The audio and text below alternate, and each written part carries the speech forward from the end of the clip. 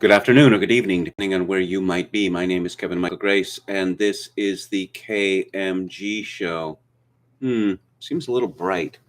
Hang on. Is that any better? Yeah, I think so. Okay, so let's start off by talking about Kyle Rittenhouse, and we do not have a verdict in that case.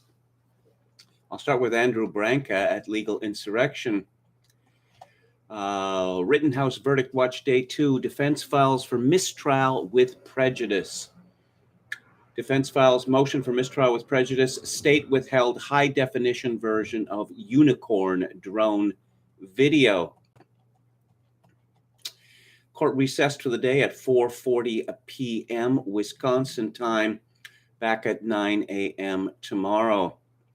The jury is being allowed to view Exhibit 5, the drone video, in the courtroom. Courtroom vacated, so only jurors present will be allowed to view drone video as much as they like. 2:45, verbal motion for mistrial without prejudice. Prosecution makes laundry list of excuses over the state not providing defense with high-resolution drone video. Judge warns prosecution that he'd warned them there would be a day of reckoning over this drone video, and then says he's not going to make a decision now, inclined to see what the verdict is going to be.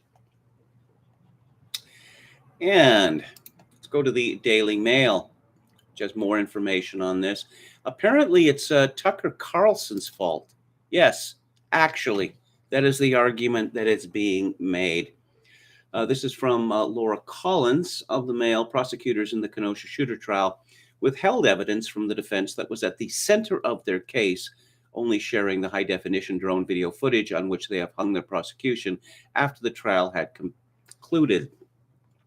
Assistant District Attorney Thomas Binger played the enhanced drone footage to the jury during his closing statements and claimed it showed Rittenhouse pointing his gun at people, an assertion that opened the door to the state claiming Rittenhouse provoked the violence on the night of August the 25th, 2020. Now, in the motion obtained by the Daily Mail, Rittenhouse's defense insisted the state only shared it with the defense after evidence had closed on Saturday, November the 13th. This is just one of the grounds on which they have made a motion for mistrial with prejudice filed by the defense Monday afternoon. According to the motion, on November 5th, 2021, the fifth day of the trial, the prosecution turned over to the defense footage of a drone video which captured some of the incident from August the 25th, 2020. The problem is the prosecution gave the defense a compressed version of the video, which means that is the video provided to the defense was not as clear as the video kept by the state. The motion goes on to explain that the file size of the defense video is just 3.6 megabytes, while the prosecution's is 11.2 megabytes. The motion states that this larger file was not provided to the defense until after the trial concluded. In fact, the state did not provide the larger file until 2 days before closing arguments and after the evidence had been closed. And yes, lawyers for Rittenhouse filed a motion with mistrial with prejudice based on this and several other grounds. They had already raised the issue of prosecutorial misconduct and overreach for Binger's behavior when he violated Rittenhouse's constitutional right to remain silent by suggesting that he had done so that he could tailor his story to fit the facts as they emerged during trial, and for his bid to enter evidence into trial that had already been excluded by the judge. Both transgressions came the day that Rittenhouse testified and saw Judge Schroeder furiously admonish the prosecutor, telling him, "This better stop." For his part, Judge Schroeder did not accept Binger's insistence that he acted in good faith, snapping, "I don't believe you." Oh, and here's something more. Again, from the Daily Mail, Laura Collins. The prosecution's star witness in the Rittenhouse trial had a criminal charge dismissed just 6 days before the trial's start, meaning the jury had no insight into his extensive criminal record nor his history of lying to police. Thomas Binger was well aware of this when he paraded Gage Grosskreutz, 28, the third man shot on the night of August the 25th, as a paragon of selfless virtue. He was a paramedic, the court heard, just there that evening to provide medical aid, as he claimed to have done at countless other protests across the country. In fact, the Mail has learned that he is a violent career criminal with a laundry list of prior offenses and convictions stretching back more than a decade. These include domestic abuse, prowling, trespass, 2 DUIs, felony burglary, and 2 charges of carrying a firearm while intoxicated, one of which took place when he was banned as a felon from carrying a firearm. Um, shouldn't this have disqualified him as a paramedic? But the Mail continues, he also has a history of showing disdain for the law by lying to and failing to cooperate with police. But the Rittenhouse jury heard none of this. Because just 6 days before he took the stand, Grosskreutz was before a judge himself at a hearing at which a pending DUI charge, a second offense that saw him 3 times over the legal limit, was dismissed on a technicality. Now, the legal limit in the state of Wisconsin is 0.08 BAC. So that means that he was at 0.24 or higher. According to alcohol.org, BACs of 0.2 to 0.29 result in confusion, feeling dazed, and disorientation. Our common sensations of pain will change, so if you fall and seriously hurt yourself, you may not notice, and you are less likely to do anything about it. Nausea and vomiting are likely to occur, and the gag reflex will be impaired, which could cause choking or aspirating on vomit. Blackouts begin at this BAC, so you may participate in events that you don't remember. Whenever I read about someone being pulled over with a blood alcohol content of, say, 0.24, I really have to marvel. How did they manage to, remember where their car was, to find it, to open the door, to manage to get the key out, to get it going down the street, wherever you were going? That is very drunk indeed, 0.24. But, those technicalities, oh so important. Intriguingly, Grosskreuz's attorney told the judge that this was a unique case. She does not expand on her description of this. Police pulled Grosskreutz over on October 6, 2020 for failure to use a signal, but under Wisconsin law, if there is no other vehicle present, a signal is not necessary. Grosskreuz's attorney successfully filed a motion to suppress evidence on the basis that the traffic stop from which it had been obtained had been unlawful. In fact, there is nothing that appears to be in any way unique about the client's second DUI, save for the fact that the accused was slated to appear as the state's star witness in Kenosha District Attorney Office's most high-profile case to date. Had Grosskreuz's latest DUI charge not been dismissed in such a timely manner, Rittenhouse's defense would have been allowed to question him under oath about the fact that he was on bond and the nature of his offense. The information would have severely damaged Grosskreuz's credibility and eroded the wholesome image of a law-abiding citizen offered up by the prosecution. Certainly, body cam footage of the night of Grosskreuz's arrest shows a very different person from the doe-eyed man who sobbed on the witness stand as he told jurors that he feared for his life. Sullen, monosyllabic, and with barely concealed disdain, Grosskreutz resists police efforts to work with him. According to the police report, he had red, glassy eyes and slurred speech and was smelling of alcohol. He refused to give his name or cooperate with field sobriety tests, asking for his attorney and telling the police that he does not answer questions. Ultimately, his lack of cooperation saw him arrested, taken into custody, and having a blood test conducted under warrant. The Daily Mail can also reveal that less than 10 days before he was shot by Rittenhouse on August 16, 2020, Grosskreutz was arrested by West Allis police and charged with prowling when he was caught videotaping personal police officer vehicles in the police department parking lot at 1 a.m. Last week, the defense managed to extract the facts that Grosskreutz had refused to be re-interviewed by police about his shooting when approached in September 2020. They also revealed that he had lied to police in his original statement by failing to mention that he was armed with a Glock 27 or that he was pointing it at Rittenhouse in the moment the teen shot him. Grosskreutz has since gone on national television to backtrack on this testimony given under oath. And, yes, nightmare. Yes, this is a nightmarish trial. Joel Pollak from Breitbart reports the jury in the murder trial of Rittenhouse asked Judge Schroeder on Wednesday morning whether it should view video evidence in court or in private, prompting the judge to quip, "My nightmare has come true." And the nightmare may be just beginning. Yeah, again, the prosecution is seriously blaming this on Tucker Carlson and Fox News. Now, here's some interesting gossip from Jack Posobiec, as reported by Deborah Heine of American Greatness. After a full day of deliberation, the jury in the Rittenhouse trial was unable to reach a verdict, some say due to their concerns over the threat of violence and unrest.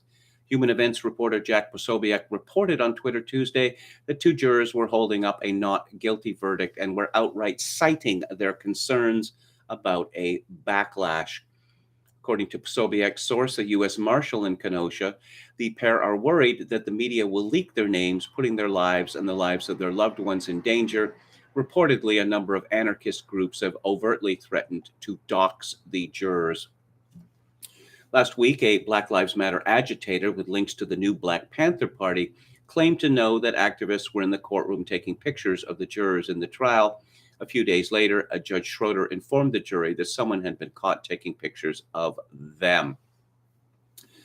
Last April, the Minneapolis Star-Tribune was blasted after it released revealing biographical information about all 12 jurors, plus the two alternates in the trial of former Minneapolis police officer Derek Chauvin, who was ultimately found guilty on all counts in the murder of George Floyd in May 2020. Without naming the jurors, the Star-Tribune reporters published enough details about their lives that internet sleuths and local snoops could figure out who they were. Far left groups, meanwhile, are calling for riots in Kenosha if Rittenhouse is acquitted. The Socialist Rifle Association has publicized their intention to, quote, mobilize in the city to support medics, unquote, the left's euphemism for Antifa street agitators. So much of what you see on social media about the Rittenhouse trial is simply grossly untrue. For instance, this, which I have seen, I don't know, dozens or hundreds of times. This is a story by Louis Baudouin Larman at Agence France Presse. Social media posts circulating during the murder trial of Kyle Rittenhouse claim his mother drove him to the town in the state of Wisconsin where he shot 3 people. But the prosecutor trying the case saying there's no evidence to support the claim. Rittenhouse and a friend testified about the people who accompanied them and did not list his mother. And she told a newspaper that she was in a neighboring state and did not know what her son was doing. An Instagram post from November 13th. Why are we glazing over the fact that Kyle Rittenhouse's mother put her minor child in a vehicle, drove him across state lines, and dropped him off in the middle of a riot armed with an assault rifle? Why is she not behind bars? The claim, which also appeared on Facebook in 2021, circulated online in the days after the August 25, 2020 shootings, with some people sharing a photo of an armed woman they claimed was Wendy Rittenhouse. The photographer came forward at the time to say that the image was taken in a different town. It appears that much of the animus against Kyle Rittenhouse and his mother is they are infra-dig, day class A, white trash, unlike those upstanding Antifa, like that poor rapist pedophile whose death we are all supposed to be mourning. Let's go to the chat. Hello to Quachalango. And Anran a contra coup. Head McNeck. Buddy, Kevin, thank you for admitting yesterday what desperately needed to be said, as the cup may at times really get the blood pumping. Hello to Palcasso88 and Dan. Anran says it is a joke that this farce hasn't been ended with prejudice. But he agrees about size E cup, but calls her a silly individual. Ed McNeck says, I've spent 50 hours since last week watching this trial and the Requieta law feed. Absolute embarrassment. Anran says, Binger equals Flufferboy 2004. Yes, I'm not going to go into the details of that, but you can find it easily enough. Hello to David the Gnome. Walrus Libertarian says this Rittenhouse trial is going to turn us all into alcoholics. What, you mean COVID-19 isn't enough? Divid says it is a new low in America. Contra Cruz says the misconduct in the Rittenhouse trial is astounding. They spent hours arguing that a few pixels showed him brandishing something they didn't charge him with. Hello to William Hicks. Kevin, I noticed there aren't any dislikes on tonight's stream yet, and I think that is great. Hope it stays that way. Oh, I don't really pay attention to that. YouTube is hiding dislikes now. Contra Coup says, and then act like it's just a benign technical glitch later when the defense had no access to the same pixels. Hello to Gamian. Divid says all you have to do is watch the videos of the event to know that there is no crime on the part of Rittenhouse. It's right there on video. Hello to No Sleep Till Breezewood, Pennsylvania. We live in a Phoenix Wright trial now, he says. Festive sweater best, KMG, says Coachalango. Actually, it's cold.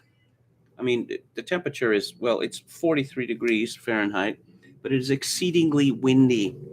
And after the show is over, I'm going out for my weekly outing. And so that's why I put on the sweater. But thank you for your kind word, Gamian. Contra Cruz says, I love how the prosecution claimed the fact that Rittenhouse was de facto guilty because he brought a gun for protection, but they refused to charge any of the rioters who brought guns. Well, we know that that Grosskreutz is not allowed to have a gun, and he had one, a Glock. Anran says Grosskreutz was a great witness for Kyle. Hello to Contiki Roulette. I had a friend who would constantly drink and drive. He would say the cops know a good driver when they see one. Yes, I have been in situations where I was scared to death in the passenger seat of someone who was drunk, and oh no, I'm a really good driver. I'm just going to drive really slowly, and that's going to fool the cops. That's going to fool the cops. Contra Cruz says the Kenosha FBI drone footage where they had ID'd everyone raises so many questions. It's almost like the nationwide riots were a January 6th style honeypot to bait good people into overacting. Someone new in the chat, the new Barry MC. There can be no certain prospect of peace in America until the illegitimate. Okay, I can't repeat that. Why is it not a capital crime to threaten jurors? Asked Coachalango. How many other peaceful protests were under drone surveillance? Asked Contra Coup. And why weren't any of the arsonists and looters charged if the FBI knows their identities? It really makes you wonder.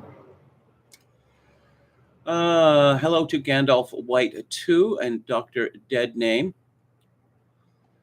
Coachalango says, KMG want to hear you do interview with Alex Kashchuta. I'm afraid I don't know who that is. 43 degrees Fahrenheit isn't that cold, says Dan Run. No, it's true. It isn't that cold. But as I say, it gets very windy here in Victoria since we're at the very tip of a peninsula. So, yes, the effective temperature is well below freezing. But again, I do live in Victoria, and one of the reasons people like to live in Victoria is because it is the warmest city in Canada in winter. Also, it gets 10 inches less rain a year than Vancouver. does. So I promised that I was going to keep highlighting these stories, and there's no sign that we're going to see the end of them. We're only going to see more. This is from the Wall Street Journal by Louise Radnofsky and Lane Higgins. The Ottawa Senators have a 100% vaccination rate, and 40% of the team has tested positive for COVID. The sidelining of an NHL team this week shows that while vaccination rates are high, indoor maskless activities can still lead to an outbreak. Not enough people are wearing their masks, but the vaccine was going to make it unnecessary for us to need to wear a mask. Who said that? Did anyone ever say that? Yeah, that's pretty much been memory hold, hasn't it? A substantial COVID-19 outbreak that this week has sidelined the NHL's Ottawa Senators, despite the entire team being vaccinated, carries a warning for the coming months of professional sports. Even with blanket immunization, pandemic disruptions are far from over. You see this, how they kind of just slipped that in there? As I reported last week, well, the LA Times had reported, a senior official with COVID on the CDC says, it doesn't matter whether vaccination rates reach 100%. The vaccinated are still going to be spreading COVID-19. Did the last, did the last, like 18, 20 months, did it happen? Are we starting from zero with every new month or every new week where everything that we were told is now false? But back to the Wall Street Journal.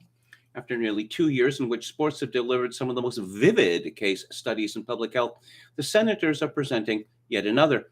Just how much COVID can still spread when a vaccinated group of people gather in poorly ventilated spaces and get up in each other's bare faces. That's a problem for every sport that plays indoors, and a warning for every coming holiday party. Boo, holiday parties. They're super spreaders. How many super spreader events occurred in the southern United States when college football started up, with 60,000 people in the stands not wearing masks? Oh, epidemiologists say that they are not particularly surprised. They have long warned that while vaccines are highly effective in preventing serious illness from the coronavirus, they're not as foolproof in blocking infections, especially as time passes. Immunity fades. What? Immunity is fading? When did this start? And the highly contagious Delta variant spreads, especially when other preventative measures are not also in effect. Oh, here's this guy again. It's hockey. It's not like you're going to have masking, distancing, ventilation working in your favor at all times, said Isaac Bogach, a University of Toronto infectious disease specialist who is also a consultant for the NHL Players Association. He added, we can see the effectiveness of the vaccines are slightly waning with time. Yeah, slightly waning when you have a group of men who are 100% vaccinated and 40% so far have come down with COVID. But we have to remember it's waning against getting the infection. The vaccines are holding a lot of their strength against severe illness. Well, that's the line now. That's the line now. We'll see if that changes as well. And before I move on with more on that subject, I found this article from Legal Insurrection, Stacey Matthews, which was greatly amusing to me because, as I've been pointing out for years, intersectionality means the war of all against all, which is amusing to me because I'm not an intersectionalist. They have to live in the hell they have created. Every once in a while, conservatives get to experience the delicious schadenfreude that occurs when woke worlds collide in democratic media circles, where one minority group is pitted against another in political campaigns. These situations inevitably lead to heartbreak and feelings of discrimination for one side and fretting by a party that proclaims to be inclusive and welcoming to all, supposedly disadvantaged groups, except in all the instances where they're not so welcoming. Such a situation has reared its ugly head in the aftermath of the Boston mayoral race. Taiwanese American Democrat Michelle Wu, a city councilwoman, came out victorious over her opponent and fellow Democrat city councilwoman Anissa Esaibi George, who is white. I don't know whether she claims to be white. She is half white and half Tunisian. I just wonder why should this Esaibi, just to let the whole world know that she is half Tunisian, and Tunisians are not particularly dark people. With her victory, Wu became the first person of color ever elected to this seat. Woo! Except this person of color business is nonsense, because person of color essentially means black people who are important and everyone else who are not important. There are also 3 black Democratic contenders for the seat, 2 black women, acting Mayor Kim Janey, who inherited the seat from former mayor turned Biden Labor Secretary Marty Walsh, and City Councilwoman Andrea Campbell, and 1 black man, John Barros, the city's former econ development chief, but they were eliminated from the competition in a preliminary election that took place in mid-September. In their reporting on Wu's victory, National Public Radio took a rather sullen approach to the historic nature of Wu's win, lamenting the fact that the black contenders in the mayoral race didn't even come close. Correspondent Tovia Smith tweeted out the link to her story Tuesday morning, noting that Wu enjoys broad support, but there's also more of a tinge of disappointment that Janey and 2 other black candidates fell short. Why couldn't they all have been elected mayor? Isn't that really the only fair way to do it? And in a now deleted tweet, NPR wrote that, quote, "Well, many are hailing it as a turning point. Others see it as more of a disappointment that the 3 black candidates couldn't even come close." Their original headline on the story read, "Cheers and some letdown as first elected woman and person of color becomes Boston mayor." It has since been changed to read, "Why Boston will need to wait longer for its first elected black mayor." Clearly, Boston is not really an official city, certainly not a legitimate city, until it finally elects a black member. But I'm really waiting. We saw a little bit of this in 2008 with the discussions of whether Barack Obama was black enough. But this is definitely going to ramp up, and sooner rather than later. Oh, you call yourself black? Oh, well, how black are you? And this woman, Essa Ibi, oh, you're a person of color? Well, you have blue eyes and pale skin. So, how much of a POC are you? It's estimated that in 2017, blacks were 23.1% of Boston's population, compared to 9.7% for Asian. But if you're going to have a bunch of black candidates in a winner-take-all primary, then of course they're going to split the vote, aren't they? Which is what happened clearly in Boston. And I don't know. I started too early with the pandemic. We'll leave that for category number 2. But we were talking about possible civil war in the United States. It's also possible that there could be a genuine political realignment. We have neoconservatives on the Republican side in the United States and neoliberals on the Democratic side. They all believe in what Joel Kotkin has called the new feudalism.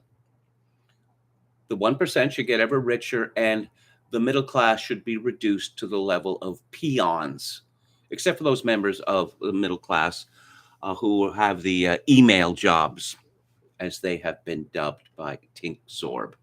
The aspirational class. Eric Kaufman, who is a professor of politics at Birkbeck University of London and author of White Shift, Immigration, Populism, and the Future of White Majorities, which I reviewed on the old book club a couple of years ago as a piece in Unheard called How the Democrats Could Split. Both parties are more fractured than we think. With states, cities, and even neighborhoods lining up to secede, with all signs of a common culture slowly dissipating, it's become commonplace to assume that the United States has never been so divided. This is mirrored in the increasing polarization of the Democrats and Republicans. Few are willing to switch their vote from one election to the next. But the blocs aren't monolithic. Hairline cracks at the margin of each coalition foreshadow the defections that often decide elections. That, at least, is the implication of a new report from the Pew Research Center. According to its findings, the Democrats are divided by cultural issues such as critical race theory. Look how many of them flocked to Glenn Youngkin in Virginia, while the GOP are split over economic questions. Indeed, it's all too easy to forget that an important minority of Democratic voters is patriotic, worried about cancel culture, and wants border control and strong policing. Likewise, a significant block of Republican voters is skeptical of banks and large corporations and wants them to pay higher taxes. These observations echo the analyses of David Shore, Michael Lind, Lee Drutman, and others that the median voter leans left on the economy and right on culture.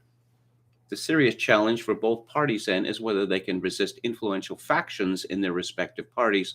For the Democrats, it's the AOC Elizabeth Warren Progressive Caucus. For the Republicans, the Paul Ryan Mitch McConnell corporate tax cut wing. Yes, in other words, the neo-feudalists versus everybody else. And Alexandria Ocasio-Cortez certainly doesn't care about neo-feudalism. She's doing okay. And of course, if she ever decides to leave elective office, there will be well-paying, prestigious positions waiting for her in the so-called non-governmental sector, the NGO sector, or NGO SPIVs, as I call them. Back to Kaufman. Drawing on a large representative sample of voters, Pew has developed a 9-cluster typology of voters, including 4 Republican and 4 Democratic categories, in addition to one in the middle. Clusters group people's answers to a large number of questions by the degree to which their responses correlate. For example, if people who support Black Lives Matter tend to support higher immigration and higher taxes, then those 3 questions can be reduced to one measure. If, however, there's a group of people who support the first 2 but not the third, that becomes a separate cluster. Ignoring the less distinctive middle 3 clusters of the Pew report yields 6 groupings, 3 for each of the main parties. For Republicans, faith and flag conservatives are on the right of pretty much every question. Committed conservatives are more moderate, with a final category, populist right, who are conservative on immigration, progressivism, and race, but moderate on economics and somewhat centrist on religion. Faith and flag conservatives tend to be older, while populist right voters are distinguished by lower levels of education and religiosity. Among Democrats, the progressive left are very left-wing on essentially all issues, while the establishment liberals are a more moderate group. Democratic mainstays are left-wing on economics, but centrist on cultural issues such as immigration or cancel culture. The outsider left, meanwhile, is largely made up of voters who opted for Biden but are frustrated with the party and its leaders. Of these, the progressive left make up just 12% of Democratic voters and are the whitest Democratic cluster at 68%. They're also younger. The share of progressive leftists among Democrats under 30 is 18% compared to just 8% among other 50s. I've seen polling which indicates that progressives represent about 8% of Americans, whereas libertarians represent somewhere between 1 to 3% of Americans. I should have said this yesterday, but I'll say it now. Libertarianism can be seen as a failed political movement. The Libertarian Party has never gone anywhere, but libertarianism can be regarded as perhaps the most successful political movement in recent times for this reason. Economically, through the Cato Institute and other SPIV groups, it has managed to persuade people, no, the 1% getting richer and richer and richer, and the middle class being hammered, and a growing class, a helot class almost, of people who are just trying to scrabble above, and not be submerged. It's good that they suffer. It's good because they should have chosen better parents, more intelligent parents. It's that simple. That life is a Darwinian struggle, and there are winners and losers, and the losers deserve only contempt. Meanwhile, socially, the libertarians have carried the day. Divorce, abortion, homosexuality, trans, etc., etc., etc., the atomization of society, because we are just selfish atoms chasing our own interests. And any attempt to prevent us from devolving universally to the level of selfish atoms is wicked and against nature and science. So, viewed in that light, libertarianism has been extraordinarily successful. But back to Kaufman. On the face of it, splitting the two parties into these groupings reveals where the two parties are more strongly united. Across the four Democratic clusters, for example, 75% or more generally support higher taxes for higher earners and say big business earns too much profit, while 85% support Black Lives Matter. On the other hand, more than 80% of Republicans oppose BLM. A similar proportion believe that government assistance to the poor does more harm than good, creating welfare dependency. These are the issues which unify each party's coalition. Welfare dependency. Again, when I watched the ads on MeTV for all the various organizations about how you can get what you deserve with regard to Medicare, welfare dependency, it includes a very broad swath of Americans. I mean, one of the reasons that the Republican Party, or let's just say Conservatism Inc., has turned out to be such a failure is its pretense that, oh, yes, so America's still living in the rugged individualist days of Andrew Jackson or some such. No. That began to unravel with the time of FDR. And LBJ put a stake through its heart. Kaufman writes, more interesting, however, the fissures that divide them, presenting opportunities for the other party to poach supporters and win the tight contests that mark the current electoral era. This is most clear with the populist right Republicans and Democratic mainstay Democrats. There's a graph here, or a figure, actually. It illustrates the responses to two statements. The first highlights threats to free speech, people being too easily offended by things others say as a major problem in the country today. The second concerns hate speech, people saying things that are very offensive to others is a major problem in the country today. That is interesting. Very offensive to others. How do you know whether these statements are very offensive to others? I mean, we now have people apologizing for making references to the Irish, calling them mix or whatever, or sirloin face. Are very many people of Irish extraction in the United States seriously offended by this sort of thing? If they were, then the Notre Dame football team would not be called the Fighting Irish, and it would not be represented by a splenetic leprechaun. Kaufman continues, notice that all four Republican groups lie inside the red circle in the top left quadrant. This means that most Republicans, more than 3/4 of most GOP clusters, think there is a problem with free speech, while only a minority think there is too much offensive speech. On the other hand, the blue circle includes clusters in both right-hand quadrants. They are less closely aligned. The right is riven with its own divisions. The biggest outlier is the populist right cluster, which makes up a sizable 23% of Republican voters. Its members were more likely to say Trump was the best president in recent times rather than Reagan, whereas other Republican clusters either split or favored Reagan.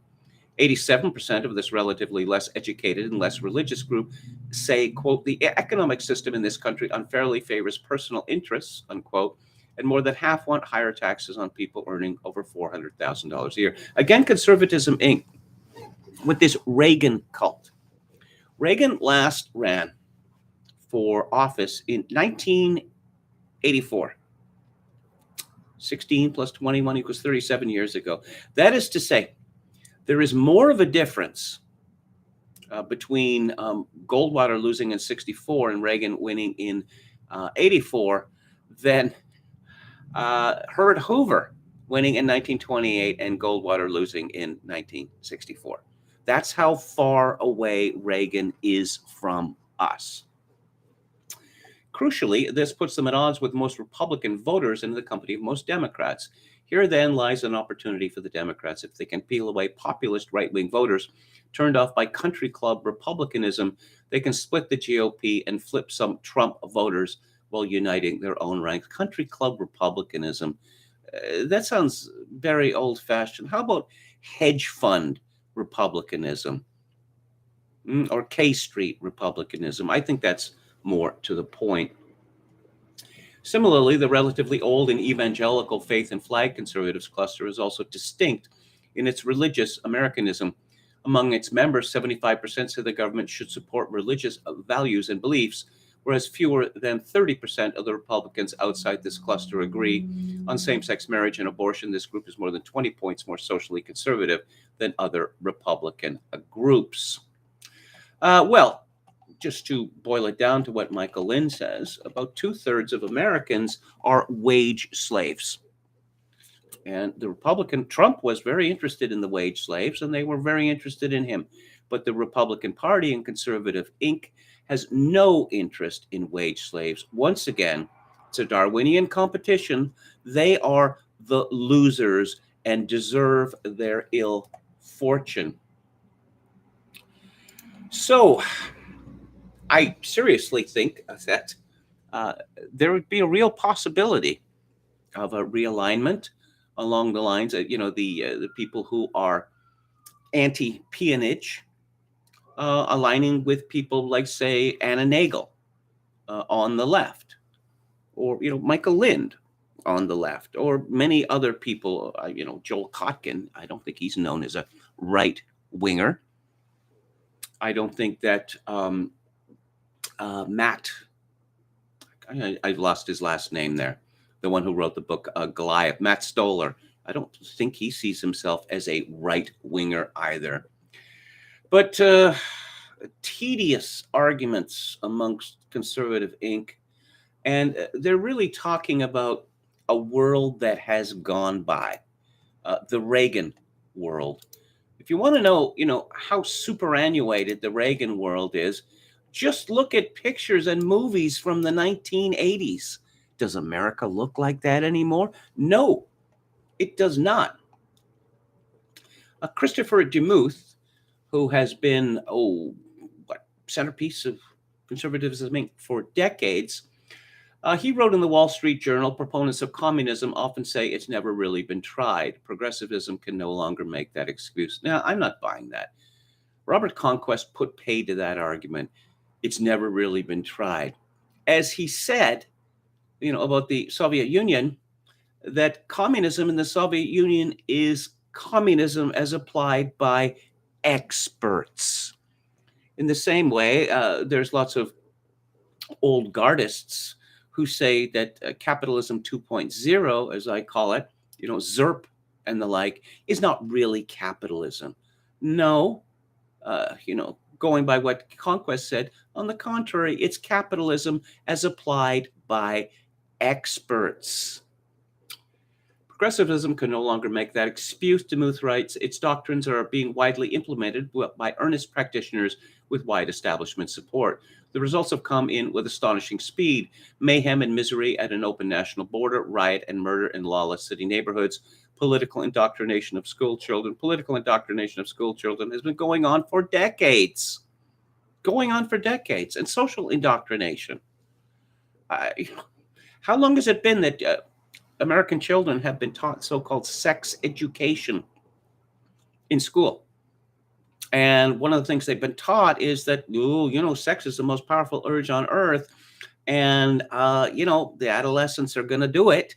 but, just take precautions and don't have sex with anyone that you're not really fond of. This is what American children have been taught for decades. Oh, government by executive ukase. How long has this been going on? Since Roosevelt? Seriously, the Supreme Court, when FDR was president, they kept ruling against all of these blatantly unconstitutional constructions of FDR, and FDR put it to the Supreme Court, knock this off or I will pack the court. So the Supreme Court scuttled away. Suppression of religion and private association. Oh, you mean like the Supreme Court verdict that banned prayer in schools? What does that go back to? 1961, 1962, something like that? Regulation. Yes, this makes an easy case for national conservatism, natcons and conservatives who have been mugged by reality. That's what they used to say about neocons. We have come away with a sense of how to recover from the horrors taking America down. When the American left was liberal and reformist, conservatives played our customary role of moderators of change. Oh, moderators of change. Just saying, slow down, slow down, slow down. No, we'll get out of the way now. Yeah, that's really inspiring. One can see why that movement was so successful. These people making excuses for being the moderators of change, they don't seem to understand that no society exists in a stasis. Things are either moving this way or they're moving that way. They're moving this way or they're moving that way. It's not like, okay, we have all the reform that we need. All the injustices have been seen to, so we can just sit tight. When is it ever like that? Never. So, yes, regulatory reform. Yeah, how did that work out, actually? How did that work out? Bipartisan pragmatism. Okay. And so I don't know. Apparently, Demuth wants. Let's go back to the Reagan days here. Let's go back to the Reagan days, and we'll put a gloss of anti-CRT on it. Oh, he concludes, my own motto for national conservatism is another extrapolation from Adam Smith. There is a great deal of ruin in a nation, especially these days, but also a great deal of repair. Okay. Is there now? Is there now, in a society which has been almost completely atomized? How much do people pay attention to local politics? No, people are interested in national politics because that's sexy. Local politics are boring. So, but even this, I don't know. This superannuated wonkery from Chris Demuth doesn't sit well with Matthew Continenti, who responded in the letter section of the Wall Street Journal. He said that Demuth's article was so fascinating, I read it twice, and the second time I conducted an experiment.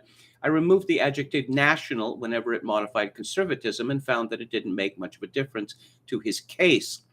Demuth lists the accomplishments of the conservative movement in economics, turning the economy into a rigged casino, social policy and jurisprudence. Oh, yes, the Supreme Court means whatever, the Constitution means whatever the members of the Supreme Court says it is. Then, oh, yes, gay marriage. Let's see how the people think about that. Apparently, wherever they get the chance, they vote against it. But then some judge shows up and says, no, this is unconstitutional. Another great victory of conservatism. Oh, Edmund Burke and Adam Smith. And how does America in 2021 represent the worlds that Edmund Burke and Adam Smith wrote about in the 18th century? As he points out, an earlier generation of conservatives made exactly this point. They did so without abandoning the classical liberal principles. You see the bait and switch there? It turns out that all these conservatives were really classical liberals all the time. Their principles of limited government. Okay, let's go through this. Limited government. Under conservative governments in the United States has Government been limited, or has it become ever bigger? Equality under the law. I don't know how people can, like Continenti, can write this. I don't know, without vomiting in self-disgust. How can one talk about equality under the law when affirmative action exists in the United States?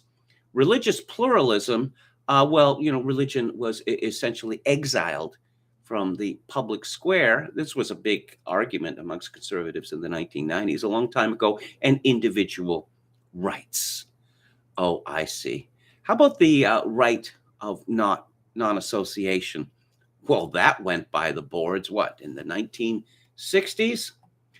But apparently the foreigners are now threatening Conservatism Inc.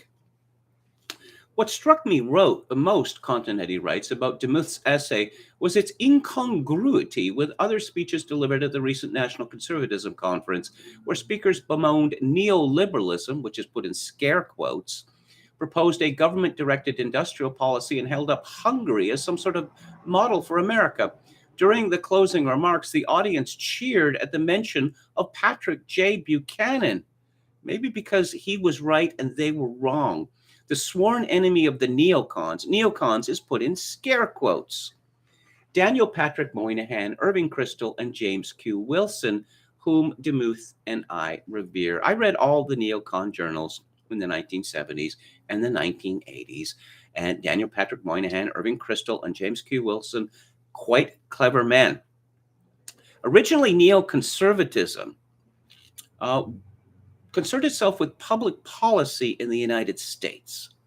But then it pivoted to being all war all the time. Why aren't we killing enough foreigners? It is America's sworn duty, God-given duty, to put the entire world to rights with no end in sight. Neoconservatism was once a useful intellectual movement, and now it's just warmongering, and has just been warmongering for decades. Continenti concludes, can national conservatism encompass both post-liberal Catholic integralists and an empirical libertarian such as Demuth? If so, then the movement is so capacious as to defy definition. It resembles the polyglot conservative movement that so many of the national conservatives deride. I'll take my conservatism without modification. Constitutionalist, ho ho, very satirical, market-oriented, and unapologetically American. You see, the neocons started saying about 20 years ago, why do you keep talking about neoconservatism? It's just conservatism. The neoconservatives were allowed into the conservative movement in the 1960s. And William Buckley wrote a famous piece in National Review, come on in, the water's fine. And after a while, they said, no, this is our thing now, you leave. Okay, Russell Kirk? Oh, we don't care about Russell Kirk. We don't care about some book that you wrote in the 1950s. This is our thing now, get out. Patrick J. Buchanan? We don't care about your service to the movement. Get the hell out, because it's our thing now. And you, Buchanan, believe there's something wrong with American companies deciding to send all the manufacturing outside of America and bringing in millions after millions of immigrants in order to make Native Americans' lives more miserable.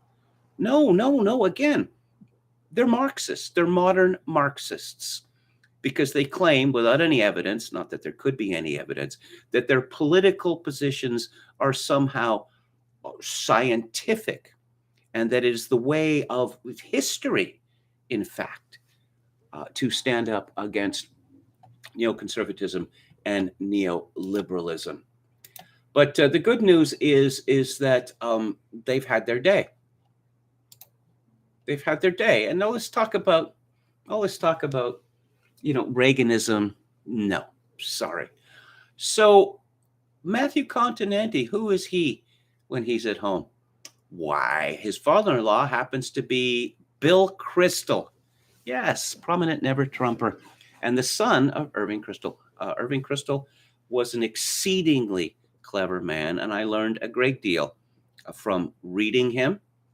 I have learned nothing from reading Bill Kristol because he's a con man. There's no other way to describe him. And fusion. Okay, I'll say something briefly about fusionism. Fusionism, which came to take over conservatism, was proposed by a man called Frank Meyer, who was for many years a senior editor at National Review. And Frank Meyer was an ex-communist, like many of the founders of National Review. Meyer was a sweet man, but fusionism was an absolute disaster because once again, the libertarians said, oh no, this is our thing now. And what? You don't think that Wall Street should be able to do whatever it wants? What are you, some sort of communist? Again, one can see why, Conservatism Inc. Not successful, simply not successful, because when they bet, they make good bets, and they become stupendously rich. Well, yes, we should cheer. When they make bad bets and they lose a stupendous amount of money, the public should bail them out. Well, why? Why should the public bail them out? Because it would impair confidence in the system if they lost this money. Yeah, that's how the term rigged casino came about. And Christopher Chantrell writes, would a new conservative fusionism help? No, I'll tell you what would help is just to abandon the idea of conservatism.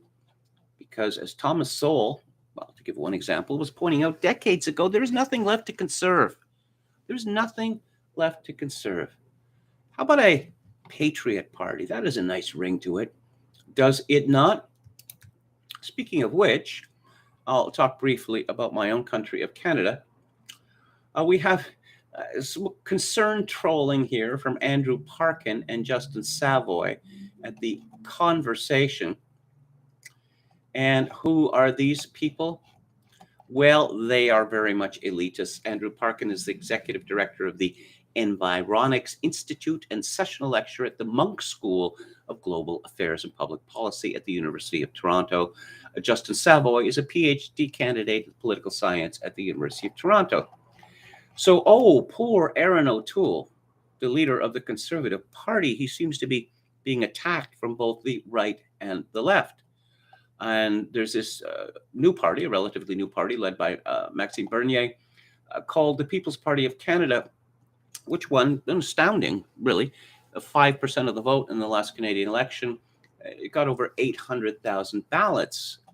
And who was voting for this party? Well, it was mostly people who had previously voted for the Conservative Party. So what is the solution here for the Conservative Party? Oh, no, immigration, not a decisive factor. It's all about vaccines. That's the only reason, apparently, why people voted for Maxime Bernier. A message for conservatives, the fact that the growth in PPC support is tied to the unusual image of vaccination against COVID-19 is no guarantee that the party's popularity will fade once the pandemic ends. Other issues may come along to take its place, like immigration and multiculturalism, which Bernier has been hammering on for years. But how can the conservatives get their mojo back? Climate change. Yeah, climate change. Making top priorities, bringing the pandemic to an end. Yeah, take that pandemic and refocusing attention on the fight against climate change. Yeah. How about if someone who's obviously not going to be Aaron O'Toole or even Jason Kenney would have the courage to tell Canadians exactly, and I mean, people who are not the top 5%, say, how their lives are going to be hammered by this fruitless war against mankind's putative eternal enemy, carbon. Yeah, tell them how much it's going to cost them to heat their homes, for instance. No, but they don't want to do that. They don't want to do that. I mean, the chicken littleism of the extinction types, this has been evident for decades now, but they don't have the courage to speak out against it.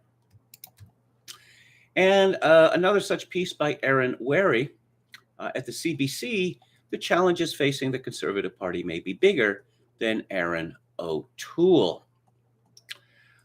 Yes, there are people attacking him for basically surrendering to the Liberals on the authoritarianism of, the pandemic.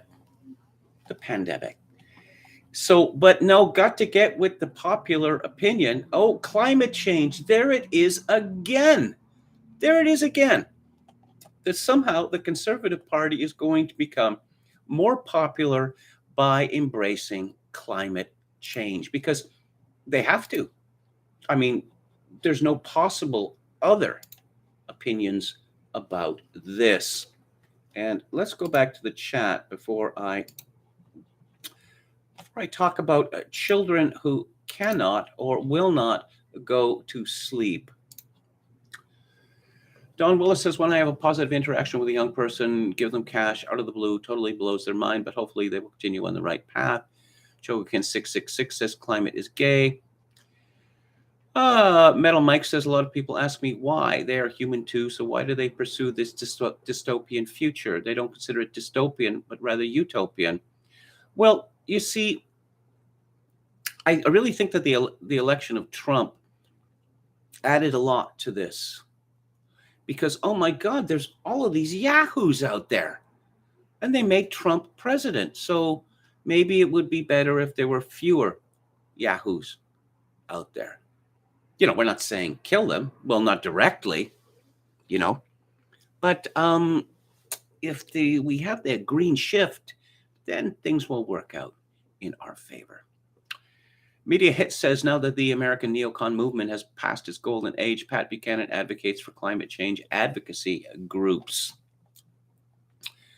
They are prepping the planet for the Lord of this world, says Metal Mike. Jim Smith says, I think Robert Louis Dabney caught the drift of conservatism over 100 years ago, the party that conserves nothing. Resisting is impossible when you go against the wealthiest financiers in the world, says Metal Mike. Well, you saw what happened. I'll talk about OSHA in just a minute.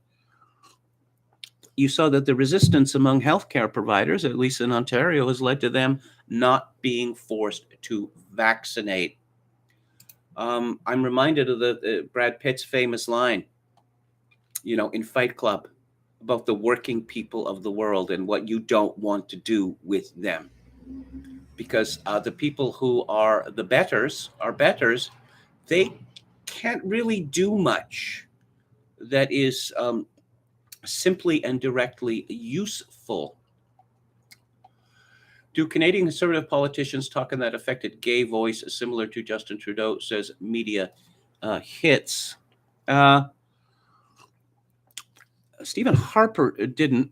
Of course, Stephen Harper's a libertarian, you know. He's a neo-lib, neo-con mix. Andrew Scheer, as I joked, he always looked like a boy who'd managed to, you know, snaffle another extra cookie from the jar without his mother noticing. He always had this fatuous grin on his face, like Private Joker in Full Metal Jacket. Aaron O'Toole, oh, well, see, he's got to be friendly, because Stephen Harper was, you know, so unsuccessful because he wasn't friendly enough. Stephen Harper is the most successful Conservative Party politician since Brian Mulroney. Scheer and O'Toole, friendly, always smiling, and somehow they both lost against Justin Trudeau, a politician who Canadians were to a very large extent sick of years ago. I wish white millennial parents would stop teaching their kids to disrespect teachers' learning and reading, says Jonathan Paul. Hello, Professor. Как вы поживаете? I'm not sure exactly why Luke Ford is flying to Australia. I think he said he was going to go back for a few months, said Ashimane Bravo. I don't know. Too much freedom in the United States? Could that be it? I don't. Well, is California really? Australia is worse than California. No question about that. Ashimane Bravo says Luke Ford was saying he needs to start taking 12-step programs seriously again. He said he started to go through the motions in regards to 12 steps. I don't know. If you've managed to change your behavior because of the 12 steps, do you still have to obsess about it? Because it's a funny thing about bad habits. When you put them aside, you over time lose the urge to indulge in them again. Many of the neocons started out as actual Trotskyites, says Metal Mike. Indeed, they did, and they are going back to their natural home. You know, Christopher Hitchens was a Trotskyite, and that's why he loved George W. Bush so much. I am, as they say, not making this up. British American says, I've been given a 12-hour Twitter timeout for my repetitive, insistent capital punishment advocacy. What took them so long? I haven't listened to Luke Ford since I left his show, so I can't speak to anything that he said in over a year and a half. Rapper Adolf Robert, his name was really Adolf? How many people have been named Adolf, in the Western world since 1945? Ashimane Bravo says rapper Adolf Robert Thornton Jr., better known by his stage name Young Dolph, was shot and killed in Memphis, Tennessee, Wednesday, according to local law enforcement and Cook news outlets. The story I saw said that he was shot in a cookie store. A cookie store. Can't you even have, peace in a cookie store? It's like the white cookie and the black cookie, Oh, people are talking about a meltdown. I don't know anything about that. Media Hit says a Peruvian restaurant must have pan flute music. Actually, it was Paul Simon who started that craze back in the, around 1969, 1970, with the last Simon and Garfunkel album. Peruvian food is excellent as well, says Red Sulfur. That is a big coffee mug, KMG, says Media Hits. Yes, it is big. And I drink the coffee cold. So, the tea cold. So it doesn't matter whether it gets cold, And I don't like constantly filling it up or, having hot tea. And of course, the evaporation continues. So it just gets bitter and bitter and bitter. So let's talk about children here. And let's explore the alternative universe that is the New York Times. Here's a piece by Jessica Groves, described as opinion writer. And I looked her up. And both her parents are doctors. One is a psychiatrist and one is a cardiologist. She's a Brown University graduate. She started as associate editor of Jezebel. Yeah. So I guess you know where she is coming from. And of course, she lives in Brooklyn. Of course she does. So what does she have to say about child raising?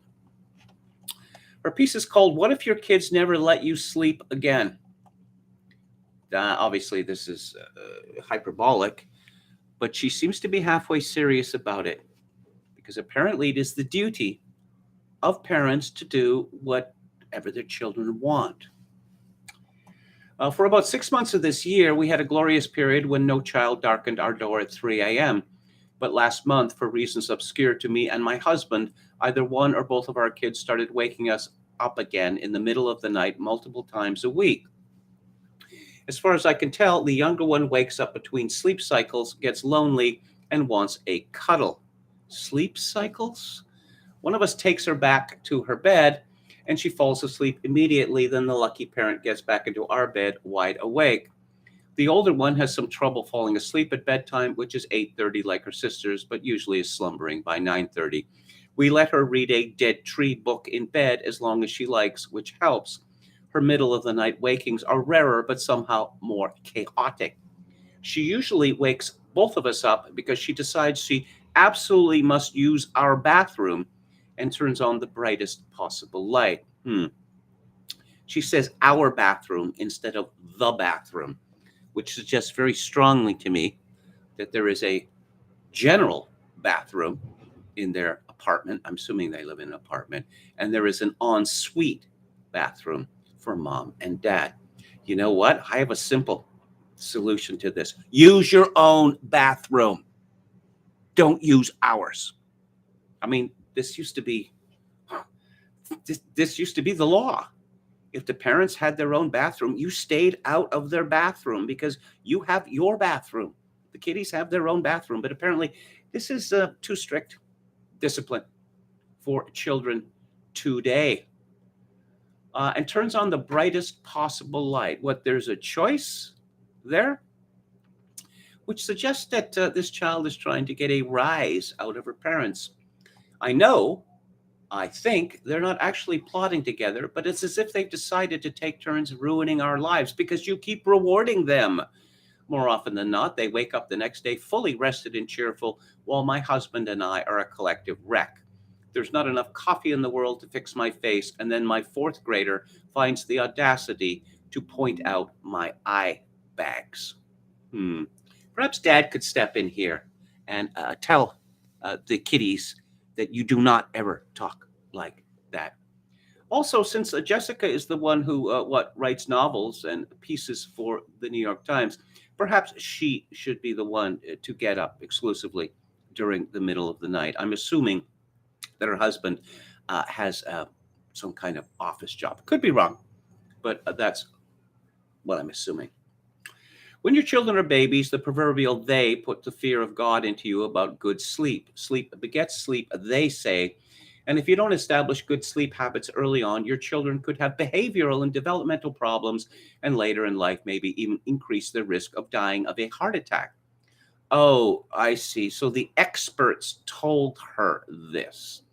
So we dutifully did all the things you're supposed to do, created bedtime routines. We continue to follow to the letter, have a dark, quiet, and cool sleeping environment, put our children back to sleep in their own beds with minimal fuss or fanfare, and maintain consistent and regular to bed and wake up times. How about telling your children as forcefully as necessary, get back to bed? I mean, is there something wrong with you? Has something happened? If you woke up in the middle of the night, then go back to sleep. Okay. And I'm not really aware of this phenomenon of children constantly waking up in the middle of the night. That wasn't my experience as a child, and it was not the experience of my brothers and sisters. But again, perhaps they do this because they are being rewarded with attention for doing it. Jessica Groves continues, this is usually where I would pivot to defining the problem with my children. They won't stay asleep and how to fix it. But as I read the research, and after I talked to Dr. Craig Canapari, the director of the pediatric sleep clinic at Yale New Haven Children's Hospital, I became convinced that the kids don't actually have a problem. The adults do. Yeah. And I wonder if, in general, we're too quick to feel as if the normal range of kid behaviors is something that, with enough effort, we're supposed to control. Well, that's the dream. The subtext of that feeling being that if you're not able to control your children's sleep, you're a bad parent. According to the 2016 consensus opinion of the American Academy of Sleep Medicine, and what an august institution that is, my 5-year-old should be getting 10 to 13 hours of sleep for 24 hours, and my almost 9-year-old should be getting 9 to 12 hours for optimal health. And guess what? Even with their night wakings, my kids typically get that much sleep. You could always put them to bed later then. In addition to sleep duration, there are a few other dimensions of sleep that the literature tends to mention.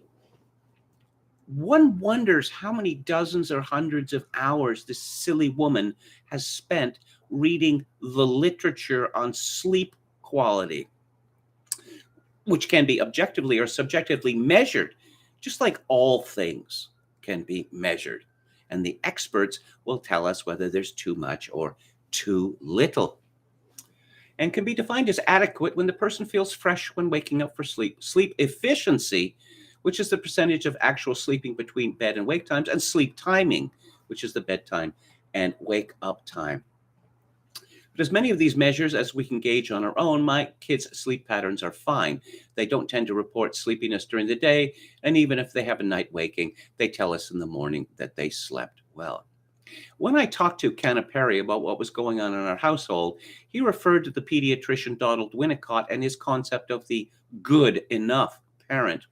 He argued that good enough parents may be better than perfect parents because they allow children to tolerate the frustrations of reality through their mistakes, according to the American Psychological Association's Dictionary of Psychology. Yeah, why don't you psychoanalyze your own children and see how that works out? What is good enough sleep, Canna Perry mused? If you're chasing that last 5% of quality or improvement in any parenting domain, you're going to make yourself crazy. It's sort of the pediatric version of the politicians don't let the perfect be the enemy of the good. Groves here, it doesn't seem to have noticed that she has just argued against her own position. Their children are getting good enough sleep, just tell them to go back to bed. Because they're not going to have some adult to cuddle with for the whole of their lives. Perhaps this woman, she wants to go back to the baby experience, being on beck and call 24 hours a day, or having you and your husband being at their beck and call 24 hours a day. Babies typically grow out of this, but children who do not grow out of it tend to turn into monsters. But at least they're interesting. Oh, let's see. Want more on sleep? I have my own struggles with falling asleep. So one time I tried to treat myself like an adult baby and wrote about it here. If your children struggle to sleep, should you give them melatonin? Yes, get them started on drugs as early as possible, because that's always works out well. Campari wrote about how to get your kids to go to sleep and stay asleep in the same room. This was not a problem until fairly recently. Is mom somnia keeping you up at night? How about dog somnia? We love a white noise machine in our house. Wirecutter as recommendations for the best ones. Yes, technology will solve any problem except the problem of a mother who definitely seems to rule that household, wear the pants in the family, not being able to prescribe discipline to a 5-year-old and a 9-year-old. Wow, wait until they get a little older. And speaking of families, I mentioned Joel Kotkin earlier. I'm quite impressed by this man. He's quite clever and thoughtful. He has a piece in Spiked called "We Need More Families." Families and the lack of them are emerging as one of the great political dividing lines in America and much of the high-income world. The familial ideal was once embraced by all political factions, except on the extremes, but that is no longer the case. This is among the biggest lessons from the Republicans' big electoral wins earlier this month. Areas close to Washington, D.C., where singles predominate and birth rates are negligible, remained Democratic, but in the suburbs from Northern Virginia to Dallas to Long Island, where the families roam, voters shifted to the center right. It's a poor omen for Democrats who made strong gains in these areas in 2018. Virginia's new governor, Glenn Youngkin, hit the jackpot by attacking the education establishment and the teachers' unions for its woke indoctrination of kids and arrogant attitude towards parents. According to some pre-election polls, Governor-elect Youngkin beat a Democrat, Terry McAuliffe, by 15 points among parents and cut the GOP deficit in half from 2020, even in staunchly Democratic areas. Many Virginians, not just knuckle-dragging Trumpistas, object to having their children's brains washed with racialist ideology by their betters. Yet if these results demonstrated the still existent potency of family voters, The power of the radical education agenda reflects the growth of non-families, particularly in the deep blue precincts of the inner city, but more widely as well. In the United States, more than a quarter of households in 2013 were single-person households. In urban areas like Manhattan, that figure is estimated to be nearly half. In 2018, a record 35% of Americans aged 25 to 50, which is 39 million people, had never been married. The share was only 9% in 1970. For many people, having offspring seems like an impossible dream, a luxury item, as the costs associated with childbearing, including school and housing, have risen far faster than incomes. Overall, young Americans place much less of a focus on having children than their parents did, a worrying sign. Already in 2020, half of U.S. states have experienced more deaths than births, which was only partially due to COVID. This reflects a global phenomenon that has been building for decades. Europe, including Germany, Austria, Italy, Greece, and most of Eastern Europe, now experiences some of the world's lowest fertility rates. As in the US, more children who are born do so out of wedlock. In Britain, 8% of households in 1971 were headed by a single parent. Now the rate is over 22%. In the Scandinavian countries, around 40% of the population lives alone. But the greatest shift has been in East Asia. All the emerging tigers, South Korea, Taiwan, Singapore, have rock bottom fertility rates and face enormous shortages of young workers. China has a similar divide. Despite changes in family policy, the Chinese workforce is due to drop by 20% by 2050. The situation is even more dire in Japan, where the overall population is expected to fall by 30 million from its 2014 numbers and continue down from there. Japan has a rising misery index of divorces, single motherhood, and spousal and child abuse, all of which are accelerating the country's disastrous demographic decline and deepening class division. More and more people are not only living alone, but also dying alone. There are estimated to be 4,000 lonely deaths, as they're called, in Japan every week. Well, you can see this. South Korea, if current trends continue, there won't be anyone living there in about 3 generations. And you see this in the movie Parasite, where this ferocious pursuit of education. Oh, you need to be studying 8, 10, 12 hours a day. How many tutors have you hired? Because there's only so many of those top slots. And if you don't make it into one of the top slots, well, your life is going to be miserable and hardly worth living. But back to Kotkin, the democratic shift has a powerful geographic and thus political dimension to it. U.S. states like New York, Massachusetts, Illinois, California, and Pennsylvania have experienced plunging birth rates and diminishing youth populations, while those of Texas, Utah, Florida, and Arizona have grown by double digits. The losses are particularly profound in large urban centers like Chicago and Los Angeles. LA alone lost 750,000 young people over the past 2 decades. Demographer Wendell Cox points out that the number of people aged 6 to 17 in the U.S. downtowns is far lower than in the suburbs and exurbs. These patterns, he suggests, can be seen in first world cities around the world. We are maybe witnessing 2 political cultures, divided by suburban and exurban areas where children are common and urban centers where they are not. How would you, I'm going to interrupt to say, how would you know that they're common? I suppose if you saw the children being ferried to school in cars in the morning and being returned in the afternoon. But back in the late 1990s, when I lived in Kerrisdale in Vancouver, literally the wrong side of the tracks, although Kerrisdale is pleasant enough. It's just the other side of the railroad tracks is Shaughnessy, which is one of Vancouver's richer and nicest areas. They have a lot of circular streets, cul-de-sacs, and the like. And I used to love to walk along the streets and look at the half-Tudor houses. Not very ostentatious, Shaughnessy. That's one of the reasons that I liked it. Old money. And I thought, why are there no children? Because I walked there at many different times during the day, and there don't seem to be any children. Occasionally, I see one of those basketball hoops that you can raise and lower, which is a signifier that means children live here. But apparently children are not allowed outside anymore. They're not even allowed into their front or back yards anymore. But back to Kotkin. What are the likely results from plummeting birth rates? Certainly societies in high-income countries will suffer a further shrinking of their workforce, and their pension systems will be severely strained by an aging population, rising medical costs, and constant labor shortages. The projected future scale of changes from climate change is uncertain, but the demographic crisis is evident, very real, and completely predictable given recent trends. The question now is how to address the issue with something other than scare words from the right. It would be tragic if natalism were to be associated only with the right, which now claims path to power is driven by the parents' revolt. Strengthening the economic condition of families was once a cornerstone of Swedish socialism, where the ideal was to create an economic order where one income earner could support a household without requiring massive financial assistance from the state. If rejecting familialism at home, some progressives argue our labor needs can be met by importing masses of immigrants from developing countries.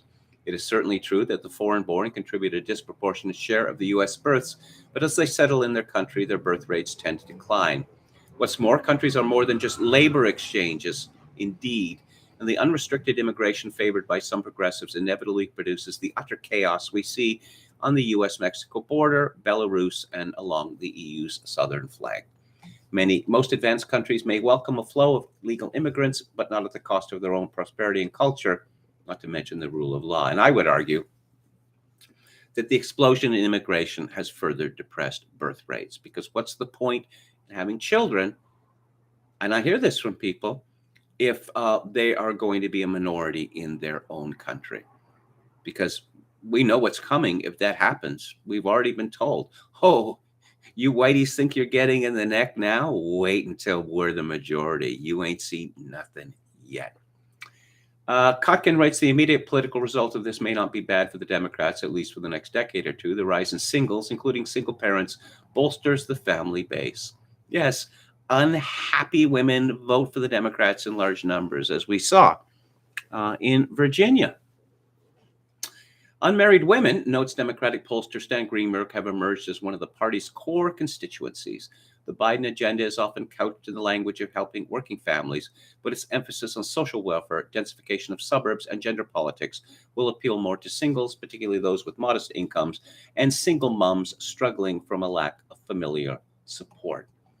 Yes, it's a cat lady future that we are. Cat lady and box wine future. The cool wine aunt. Do these nieces, do they really like their cool wine aunts? I'm curious about that.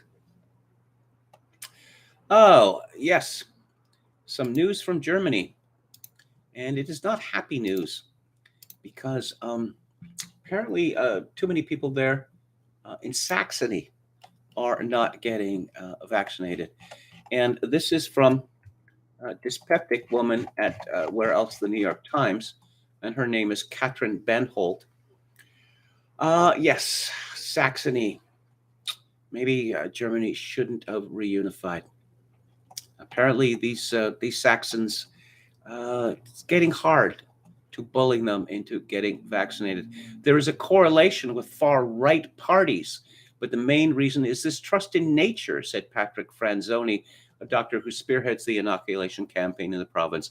Especially in the Alps, he said, the German-speaking population trusts fresh air, organic produce, and herbal teas more than traditional drugs.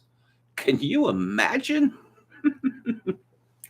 But there's yeah, this is good. In Italy, the northern province of Bolzano, bordering Austria and Switzerland, where 70% of the population is German-speaking, has the country's lowest vaccination rate. Experts have linked a sharp increase in infections there to frequent exchanges with Austria, but also to a cultural inclination among the population toward homeopathy and natural cures. Fun fact, Bolzano is not part of Italy. It is part of Germany. It's part of Austria. Bolzano was wrenched from Austria and handed over to Italy by Woodrow Wilson after he had been presented with a faked map that showed Bolzano as part of Italy. True story. It's a true story.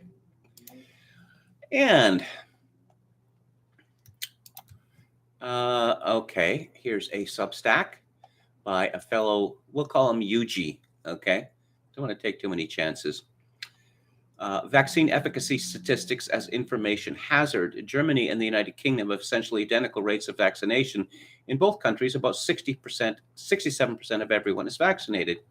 In fact, here in Germany, our vaccination rates are likely understated, so we may even be slightly ahead of the British. Despite all of this vaccination, German mortality is more or less identical to that seen last year. On 16th November 2020, we had around 2 deaths per million, and right on schedule. We are back at 2 deaths per million now. The United Kingdom is also at 2 deaths per million right now, but this is just a third of the mortality they had last year, and the curve is totally different.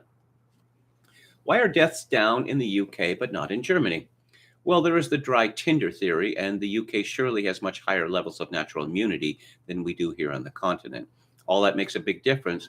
But there's probably another reason too. While Germany has vaccinated 85.7% of everyone aged 60 and over, the United Kingdom has vaccinated these cohorts well in excess of 90%. That might seem a small difference, but it reflects a vaccination campaign more carefully targeted at those most likely to die of corona infection. 1 or 200,000 vaccinations in these groups can make a serious difference, for we have seen that the vaccines do reduce the risk of severe outcome. The effect fades, but even 7 or 8 months after vaccination, a vaccinated 80-year-old is the equivalent of an unvaccinated 70-year-old as far as SARS-2 is concerned. That's far less than the vaccinators pretend, but even lackluster reductions in risk can matter enormously where that risk is substantial. Now, a familiar but important point. We know from studies on influenza vaccination that those most at risk of dying from the flu are strikingly less likely to receive flu shots. This creates an illusion of high efficacy against severe outcome. There appear to be many reasons for this. Some of the unvaccinated are simply terminally ill patients in palliative care, but a crucial subset will be people who are, for whatever reason, hard to reach because they are outliers and, as such, live at the edges of society. Some of them will be shut-ins or immigrants who don't speak German or mentally ill or eccentrics who refuse medical treatment in general or whatever. The worse you are at offering vaccines to these people, the more likely you will be to enter a bizarre hall of mirrors, a funhouse where overall corona mortality never really declines, but your efficacy statistics show that the vaccines are fantastic at saving lives. Expect more of this. A lot more. This next is from the conservative treehouse, and it is about Gibraltar, which I mentioned yesterday, which is just a tremendous embarrassment, I have to say. I think we should all start shaking our fist at Gibraltar and demanding that its results should be what we were told they should be. The most vaccinated population in the world exists on Gibraltar, a British overseas territory located at the southern end of Spain. The average number of vaccinations is 2.79 persons for all residents. However, even with that level of vaccination density, or perhaps more likely because of that level of vaccination density, the Narrow Peninsula is experiencing a massive rise in COVID-19 infections. As a result, the Gibraltar government announced today that all Christmas assemblies must be stopped and citizens must reevaluate their intent to gather in celebration of the birth of Jesus Christ. I suppose that's just not collateral damage, but collateral advantage to our rulers. Christmas, we heard this about Thanksgiving. We heard it about Easter. We heard it about Christmas last year. These are super spreader events which are best avoided. And here's a story from that excellent site, Conservative Woman Co. UK. This is by Professor Roger Watson and Dr. Neil McRae, a Jim Jones style cult. Again, I have to be careful here. I have to be careful. This cult is reminiscent of what Hamish Fraser, one of Britain's most famous Catholic converts from communism, reported in his biography Fatal Star. Fraser served as a political officer with the International Brigades in the Spanish Civil War and oversaw the execution by firing squad of suspected traitors who, in order to prove their loyalty to the cause, were heard shouting communist slogans as the order to fire was called. Dedication to the cause must be demonstrated, whatever the terrible consequences. And we have some evidence of this from communism. that apparently if you drill certain beliefs into people's heads and other people are going along with it, it's the mimetic propensity in people that, yes, you can pretty much get everyone saying it. I don't want to talk about The View. Do any of you watch The View? Maybe some of you watch it to mock, but I don't. Who thinks that they're getting anything useful from that show? Oklahoma, it's being punished. This is from Kane at Citizen Free Press. Breaking. Defense official reportedly says if the Oklahoma National Guard doesn't comply with COVID vaccine requirements, they will no longer be maintaining national recognition. Thus, state will no longer have a National Guard, but rather a militia. You mean like the Constitution says? And again, from a conservative woman, this time from Paul Weston, are our politicians facing their Ceausescu moment? I certainly hope so. And this is one of those too good to be true stories, but apparently it actually is true. It's from Paul Joseph Watson at Summit News. A school in the United Kingdom is forcing children who don't wear face masks due to them having an exemption to wear yellow badges on school premises and in class. Yes, really. An email form from the school, which is not named, was posted on Twitter by journalist Alison Pearson. The school cites an increase in the number of COVID cases, despite the fact that infection levels in the UK have been flat or even in decline over recent weeks, as a justification for reintroducing mandatory mask rules. Those pupils who were exempt from wearing a mask last academic year will once again be exempt and should wear a yellow badge, states the email.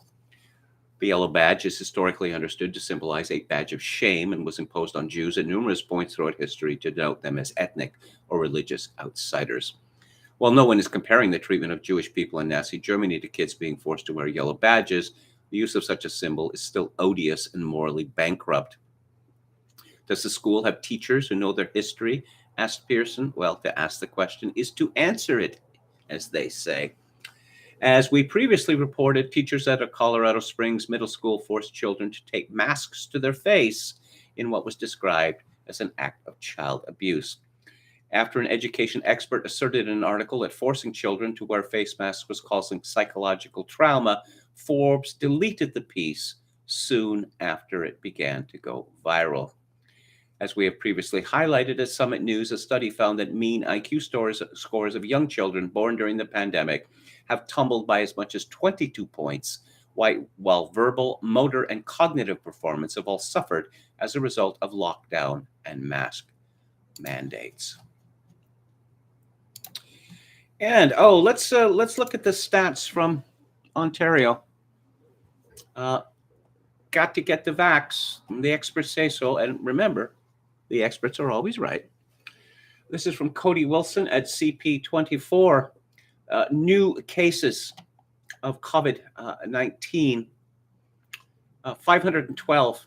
250 involve people who are unvaccinated, 19 involve partially vaccinated individuals, 202 are in those who are fully vaccinated, and 41 involve people with an unknown vaccination status. But of course, the question is, what counts as being fully vaccinated in Ontario? Is it 2 or 3? Because my own Canadian government is moving towards 3 jabs in order to get the vaccine passport so that you can travel, go to restaurants, etc., etc. And let's go to a certain Substack. The author's initials are AB. And yes, OSHA has suspended the vaccine mandate. Yeah. In the wake of the Fifth Circuit stay that found it likely to be struck down as unconstitutional. That means if your employer tells you the December 4th deadline is a federal requirement, your employer is lying. Addendum, as you may know, the vaccine deadline was January the 4th, 2022. However, the rule also required companies to have rules for implementation in place by December the 5th, a Sunday. leading many companies to set a December 4th deadline for employees to agree to be vaccinated. And earlier, from that same source,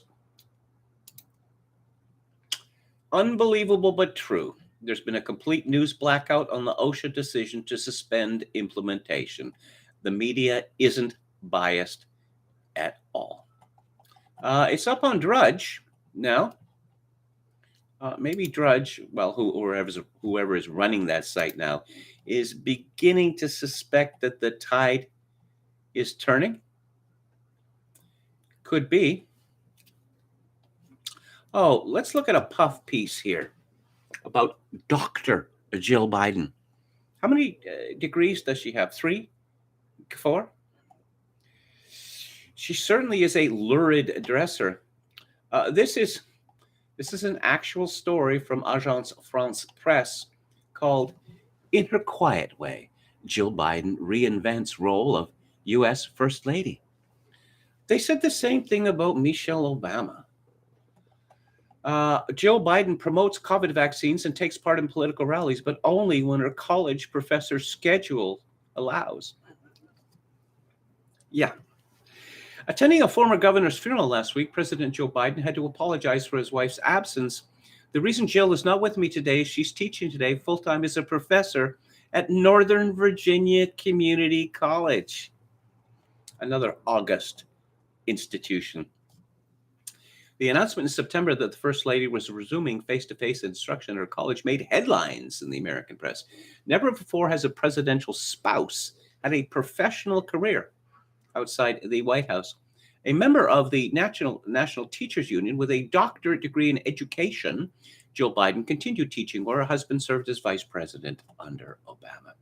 Like most educators in the United States, she taught remotely during the coronavirus pandemic before returning to in-person instruction this fall. She now teaches English, I suspect remedial reading and writing 2 days a week. While she is not in the classroom, the slim, blonde-haired Biden can be seen by the president's side at private and public events, but also more and more often alone on stage. The First Lady is traveling around the country urging Americans to get vaccinated against COVID-19, and ever since vaccines were approved for teenagers and younger kids, to also immunize their children.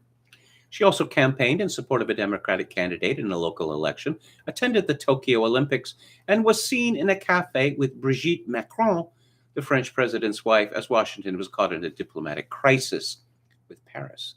"She certainly has been picking up the pace of her public appearances lately," said Tammy Vigil. Tammy Vigil, associate professor of media science at Boston University School of Communications. "In the modern era, it's extremely expected of first ladies that they become more and more publicly active." Jackie Kennedy sought to preserve America's cultural heritage and famously redecorated the White House. Is that being publicly active? I don't think so. But Americans loved Jackie Kennedy. Nancy Reagan campaigned against drug use. Well, I remember those days, and Nancy Reagan was also interested in beautifying the White House, and she was assailed relentlessly for being a bad person, because what was her role in her husband's administration? The First Lady doesn't have a role. It's unconstitutional, but never mind that.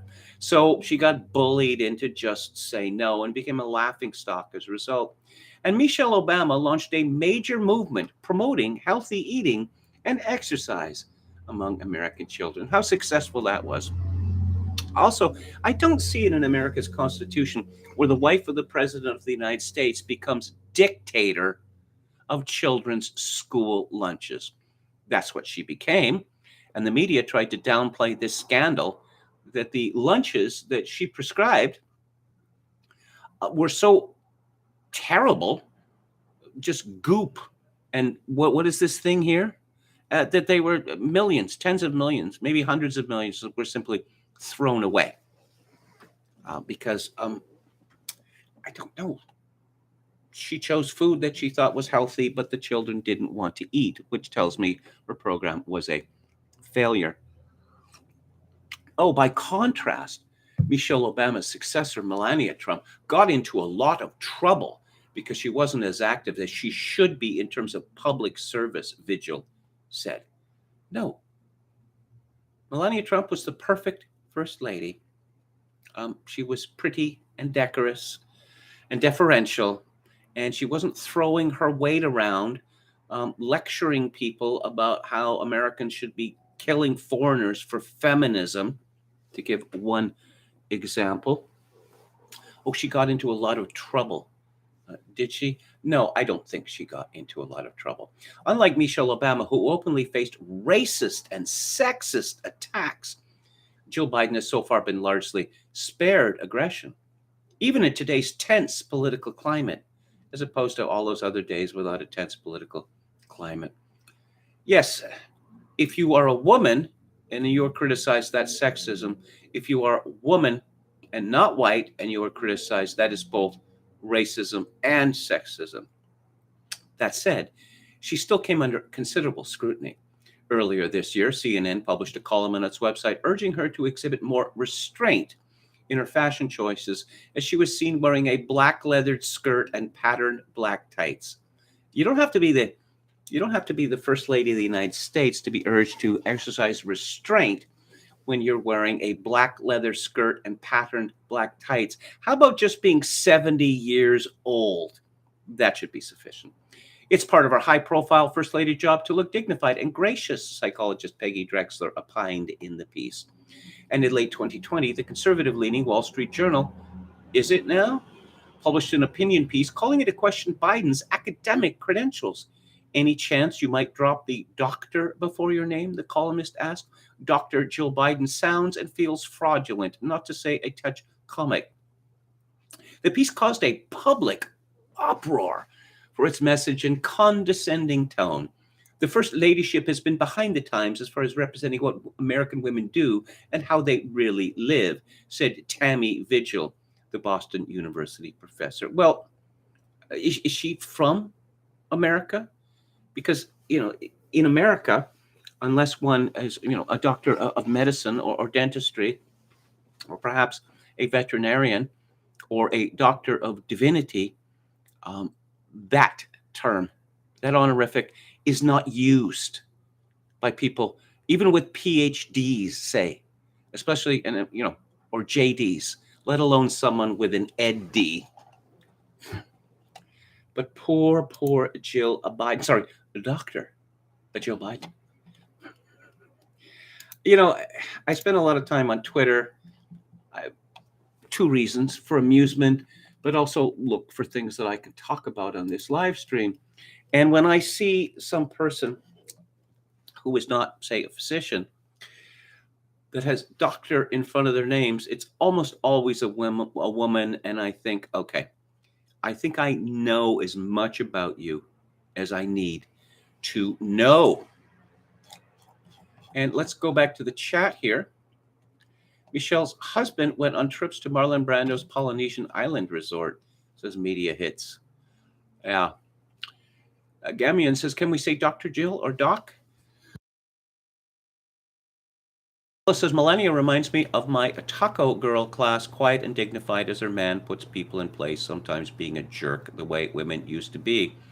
Professor Jonathan Paul says, Herr Dr. Paul, or as the Germans like to say, Herr Professor Doctor. Yes, I love that. Just in case you don't forget. Enron says, thanks to whoever recommended Chumbawamba's torturing James Hetfield last week. What a clever, enjoyable song. Big thumbs up. Passenger list for doomed flight was okay, but needs to be updated. Chogokin 666, Dr. Maya Angelou. Samuel Johnson, who wrote the famous dictionary, he wrote it, and was a famed poet, essayist, one of the greatest Englishmen, was given an honorary doctorate by Oxford University, and he was called, and still continues to be called, Dr. Johnson. Well, I can certainly allow it for a man of his greatness and erudition. Jill Biden, not so much. I'm sure she has a host of honorary degrees as well.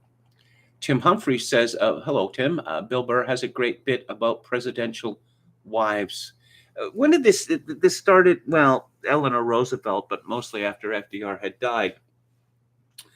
It started with Gerald Ford's alcoholic wife, and then with Jimmy Carter's wife, who traveled around the world lecturing people about mental health. Melania had me at hello, said Metal Mike. Justin Trudeau has a very pretty wife. But the weird thing is that she's constantly being thrust into the spotlight. She used to be one of those entertainment reporters on TV, and by her own account, she quit because it was harming her mental health. No one expects anything of the wife of a Canadian prime minister. If we never saw her, no one would complain. Given that Justin Trudeau's own mother went crazy because of public attention, I think it would behoove him to keep his wife out of the public eye. Popcasso88 says Michelle Obama would lecture kids on healthy eating and then go to Five Guys for lunch. Ashiman Bravo says the Charlottesville trial is wrapping up. Closing arguments will take place tomorrow. The jury will begin deliberation on Friday. Contracu says a CMS, Medicare Medicaid, is threatening not to reimburse hospitals that do not mandate vaccines for staff. Meanwhile, emergency Medicaid is exclusively for illegal immigrant hospital bills. British American says Northern Virginia Community College, most prestigious non-accredited institution of higher learning in the world. Justin Trudeau, hello. In Pfizer's clinical trial, yeah, more people, yeah, you can go to AB's Substack to find out about that. He has the stats. Even fat people take the stairs often now, says Brandon Smith. Well, that's a good thing. You know what perhaps would be a better thing? G.K. Chesterton, who was what you might call a full-figured man, once said, it is the fat man's duty to never remove his jacket. Truer words were never spoken. Chokin666 says some genius decided to make it mandatory to form a line to get the elevator at the hospital. All of a sudden, 6 feet apart line. This is crawling back into British Columbia. Oh, we're going to limit the number of people that can be in this establishment. And oh no, we're not going to go back to those days, are we?